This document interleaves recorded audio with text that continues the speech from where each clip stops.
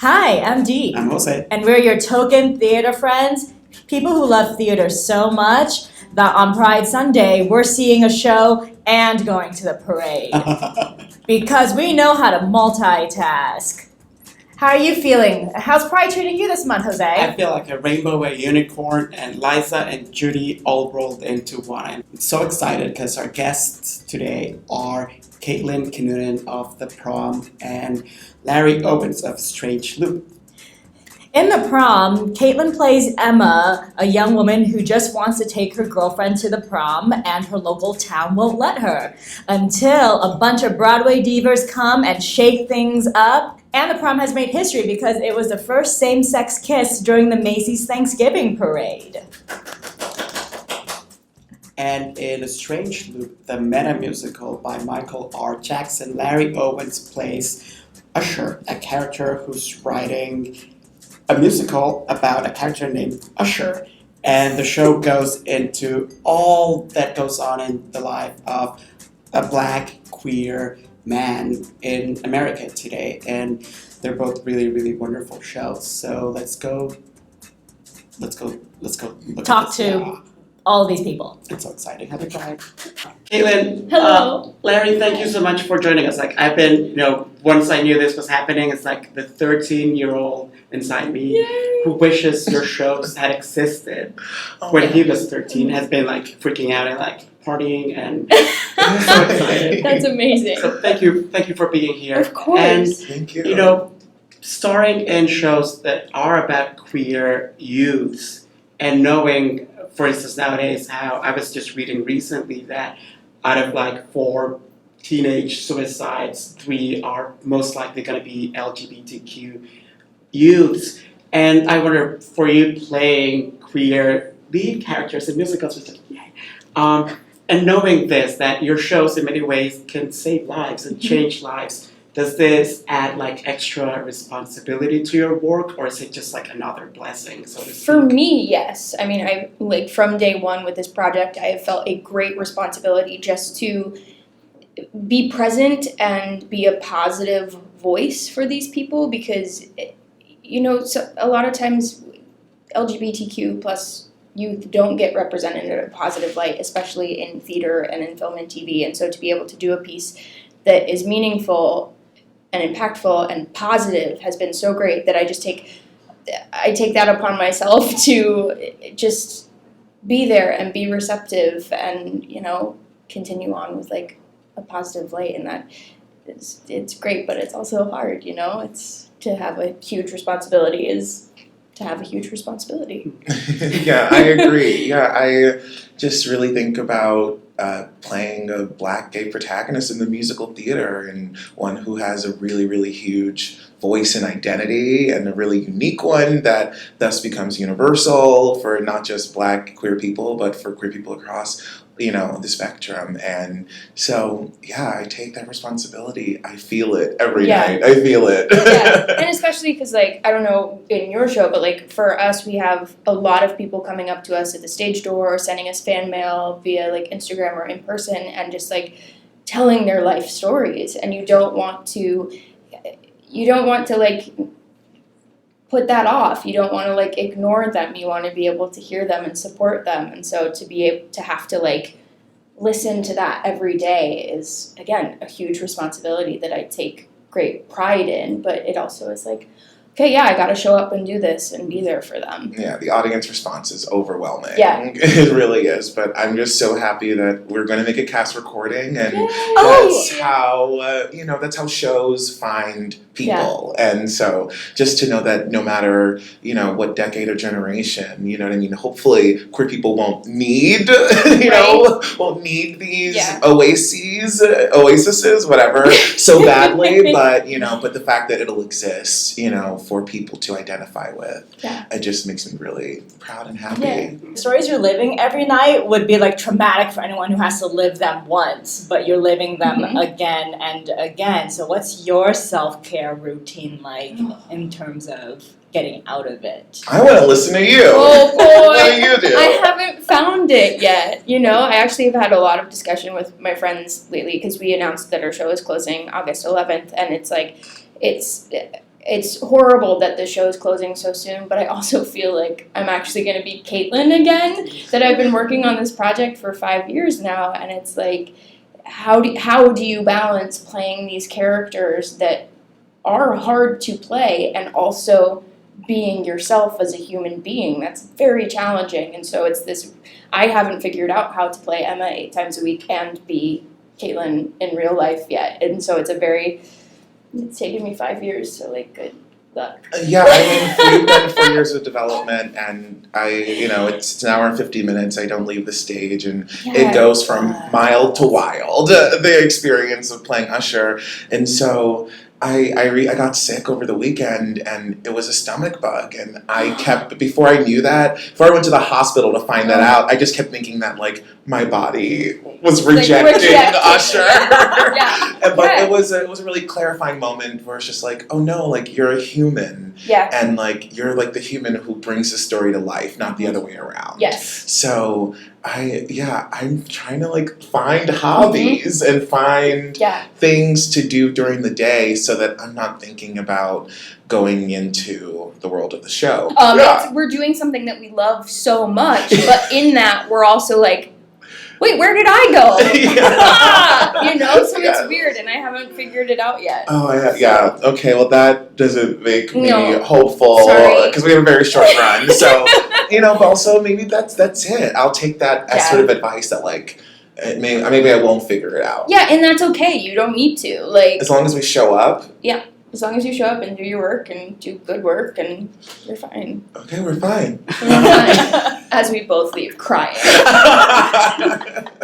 As much as we all love the joy you're giving people, the industry tends to be very narrow-minded when it comes to casting. And now that you've both played queer youths as leads in musicals, did you ever think, like, oh shit, like, what if that's the only part that they offer me after this?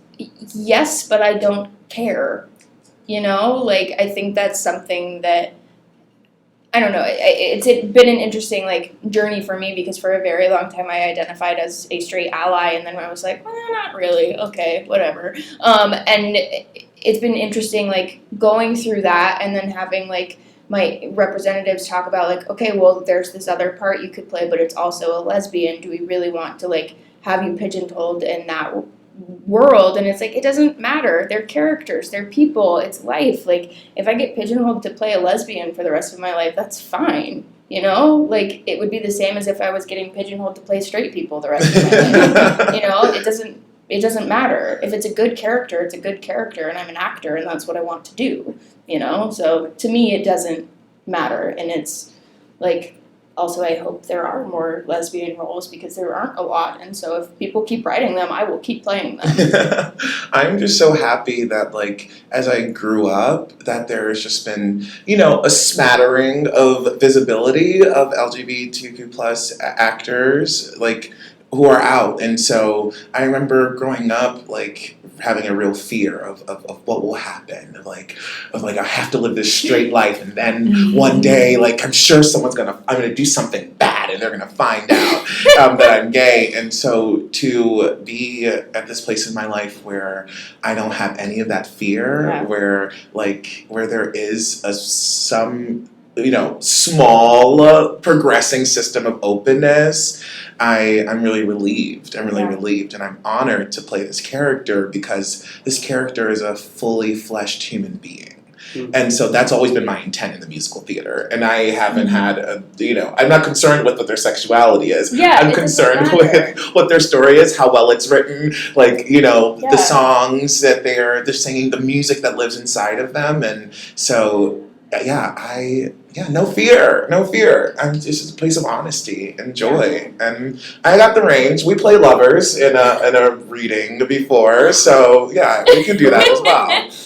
But it's so interesting, because it's like, I think people also forget that, like, we are actors, and it is our job to embody other people, and so again, it's like, I will take whatever role comes at me. We can do anything. Our creativity is our only limit, and so it's like, we can do anything. I love you both so much. Aw.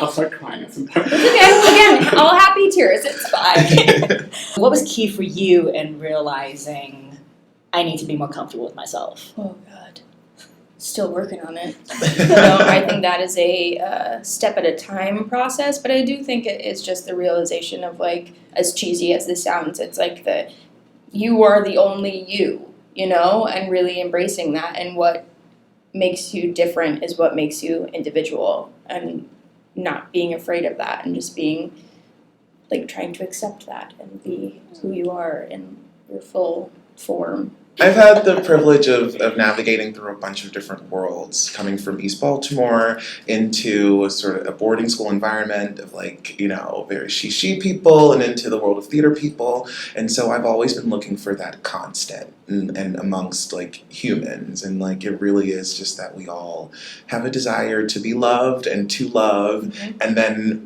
all of our behavior stems from like that desire. And so the moment that I found that unifying core, I was able to like identify what I loved, which was the theater, and like how I love people, which is enacting the theater. So that's been a huge part of I think crystallizing my identity, is just by making it simple, making it plain, and then putting the work, like all the effort of fear, just like into the work. Because once I was using that energy directed towards something, like I was so much happier. Yeah. In the prom, 4 Broadway actors come because they want to rescue Emma. Yeah. And in the Strange Loop, Usher is obsessed with all this white divas that he like summons to save him through whatever he's going through.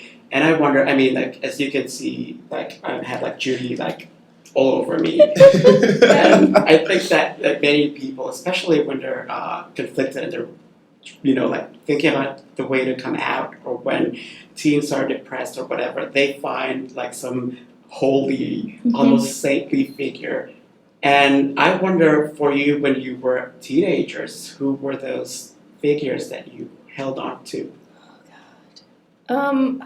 I honestly didn't have one, I think I had a very weird, like, childhood and teenage years, and, like, was just focused, I was working, and I was focused on work, and I really did not experience any normal teenage things, so I think, like, that question is, like, I don't know, I didn't have that, You were busy. I was busy trying to be an actress. It worked. It worked. No, but like I was so focused on like things that an adult should have been focused on. I wasn't focused on like having an escape in my life.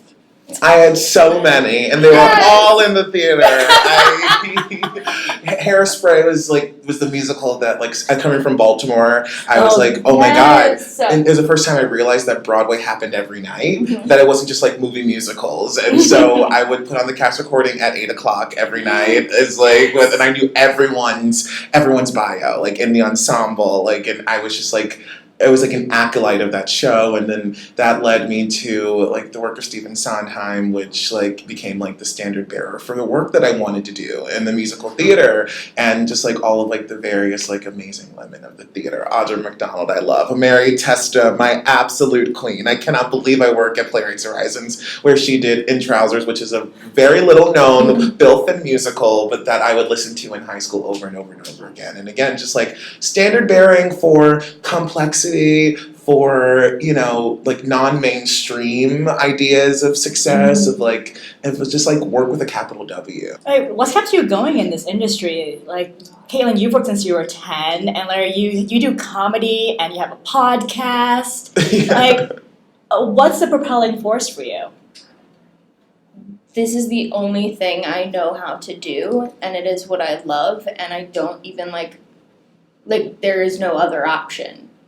So this is what I have to do. And it's not like there's no other option of like, oh, well, I can't like fall back on anything else. But it's like, no, this is what makes me a human being.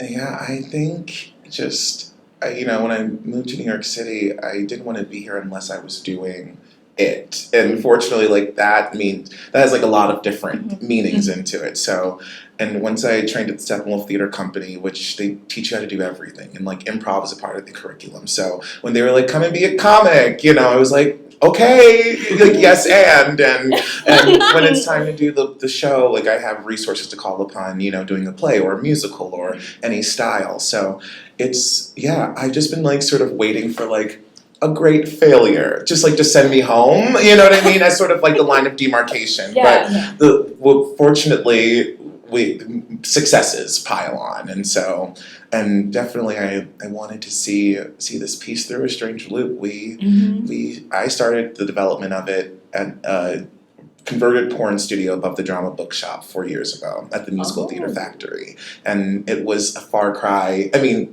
geographically close, but a far cry from Playwrights Horizons where we are now. But from the moment that Michael R. Jackson sent me the piece, I just knew that it was special and that this was a role for me, like for me as I look, behave, and operate now, and that was such a huge gift. Isn't it the best? When you develop it and they let you do the play. You get to like you put your heart and soul into something for so long, and then you actually get to do it. You get to do it on stage. And, like, that is something that like keeps you going. Is that you get these like little nuggets of like wonderful, and you're like, oh, there's more of that.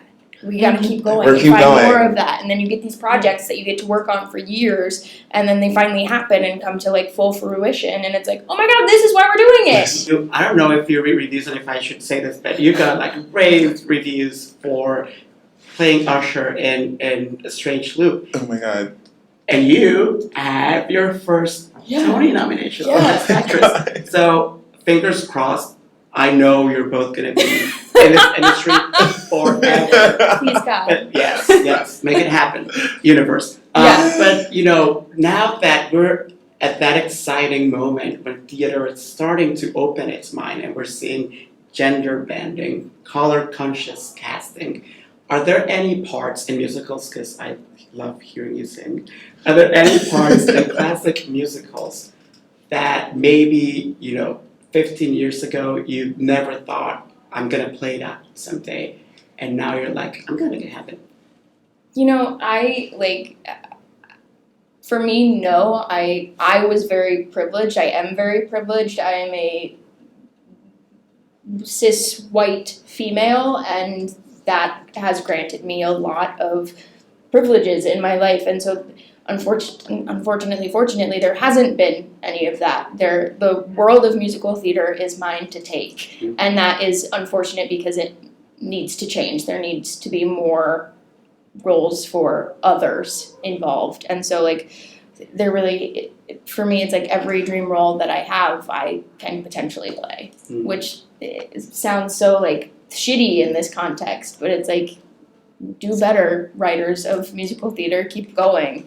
So the Musical Theater Factory, like that was my bread and butter for the years before I fell into comedy, and it was just being with these amazing young composers who, in say like the 50s, like these would be like the crack composing teams that you would run to write, the next big musical, and their ideas are just so beautiful and big, and their melodies linger. And so like Michael R. Jackson is like a part of a coterie of like artists whose work I've been doing in a capacity where they've been seeing me for my fullness since they met me. So I would love to do their shows on big stages, and yes, of course, if like the Sondheim canon is ready to open its arms to me, I will take one of those jobs that I've been studying for like vigorously in my bedroom. Of them. Thank you. Yes, I will. Yeah, I'm very much into just like excellence. So like any sort of like bar, like I'm just like anxious to just to like climb. That's a mixed metaphor, but it's okay. I'm a comedian. You can climb a bar. Yeah, new stuff. Yeah, let's just have young writers have their work on Broadway and around Broadway, and just like prominently featured. Yeah. I mean, what do you want to see from the industry in terms of representation on stage or people who need to, be produced? Yeah, I say this all the time. I think that because like going into the comedy space and just seeing how like thirsty people are just to like watch something, just to engage and like see themselves reflected. Like it doesn't always have to be this big formal expensive thing. Yeah. I think there's a model out there that can get people. Not that we even need people. People are coming. This is a record-breaking year, Yeah. and it's more people went to the Broadway theater than to baseball games. So Yeah. it's like I think there is a re-investigation of like how we think of ourselves as theater and how we can pitch ourselves as being valuable, as being relevant, as being all of these things that like we already are. And I want to reverse oligarchic seating structure. I want the cheapest seats to be in the front, Yes. so that's who's interacting with the actors, and then I want the rich people in the royal boxes. Like Shakespeare. Yes, so that they can look on from above and they can make their judgments. But I want the people feeding the actors to have like so much warmth and desire to be there. Yeah, I just want us to keep going. I think we've made such great strides in the right direction. I just want people to see that and see that that is successful and what needs to be done and keep going. Keep writing roles for the LGBTQ plus community. Keep telling stories that haven't been told. That's what theater is telling stories, so keep telling them. How are you celebrating Pride this year? Because you both have matinees, probably, right? Yeah. But what are you doing after that? Well, we get to do a matinee, and then we are incredibly honored because we get to perform at the closing ceremony. And so we do our matinee, and then we go to Times Square and we get to perform a number from our show, and it's really exciting, and we're all just like thrilled to be a part of it because that's so incredible. Like how awesome to like celebrate Pride with a show that like is so inclusive and wonderful and just a positive like light in the world, and we get to do that for everyone. And so like I'm really excited for That's that. perfect. Yeah. And I will be doing 2 shows as Usher. Yes! A triumph of the queer will. / your Amazing. vocal cords. Yeah, really though. Wonderful. Would you like to invite our viewers to see your shows? Yeah, I mean, you have 7 weeks to see mine, so come on over. August 11th is your last chance. And you have about as many of those same weeks to come and see mine. Yes! July 28th is your current last chance. Woohoo! So Thank you both so much and happy Pride. Happy Pride! So Jose, since we asked Caitlin and Larry this question, who was your diva growing up? Like your inner white lady?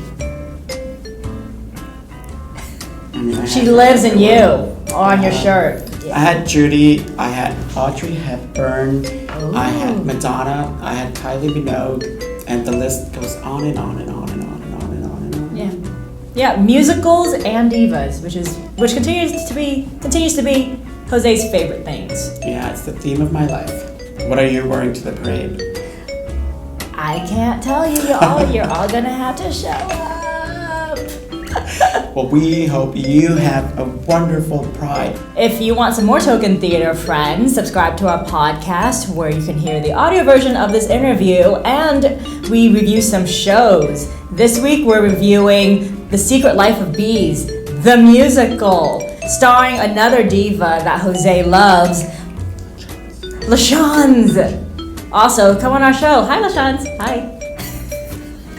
Happy Pride, everyone. And remember, theater and the Pride Parade is more fun when you take a friend. Yes. Bye. Happy Pride. Bye.